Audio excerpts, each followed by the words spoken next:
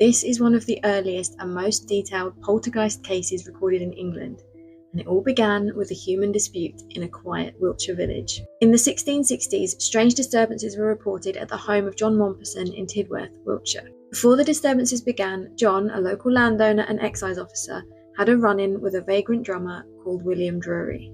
Drury was accused of forging a document to obtain money and briefly detained. His drum was confiscated and later kept by Mompesson at his home.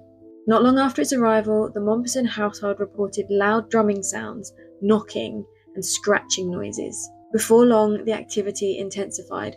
Windows and beds would shake, furniture would shift, objects would be thrown or appear in strange places, and the drumming and pounding noises seemed to follow the family, particularly the children, from room to room. The family would pray, which sometimes seemed to make the sounds move further away, but didn't stop them entirely. There were reports of strange lights, the smell of sulphur, a disembodied voice repeating the words, "A witch, a witch," and even mention of an apparition with glaring red eyes. What makes this case unusual is how many people reported it.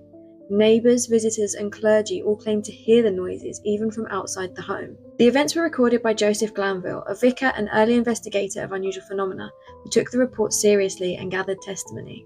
Joseph stayed with the family and witnessed phenomena that seemed to be centred around the children, and later wrote about the case in 2 works defending belief in spirits during England's witchcraft era. After a couple of years, the activity did eventually stop. But what had really caused it? Some believed a spirit or demon had been sent by witchcraft to torment the household, while others believed that it was deliberate trickery or human mischief. Now, the drummer, William Drury, had been arrested again for theft and sentenced to deportation, but whilst in prison, he allegedly claimed that he was responsible for causing the noises. Upon hearing this, Mompesson accused Drury of causing harm through malefic means, an accusation shaped by the Witchcraft Act of 1604, which made the use of spirits a serious criminal offence. And although John Mompesson did not successfully bring a witchcraft prosecution against Drury, suspicion of witchcraft lingered. Belief in witchcraft wasn't just local gossip. In a surviving letter, John's cousin Tom Mompesson wrote to him, expressing sympathy for what he called the torment of that witch. He described how respected figures believed that the disturbances matched cases they had known before, even recounting a story from France where a suspected witch was supposedly only revealed after men shut the doors and struck wildly at the air with drawn swords. The letter advised secrecy, warning that a witch might be present unseen, listening and watching even when the noises stopped.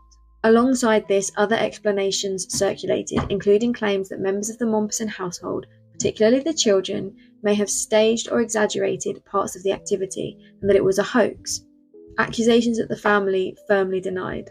Crucially, neither explanation was ever proven, and observers at the time remained divided, leaving the case unresolved. Whether fraud, fear, or something stranger, the Mompesson case remains one of England's most carefully recorded hauntings. Have you heard of this case before? Let me know in the comments below and follow for more British folklore and ghost stories. Have a great day.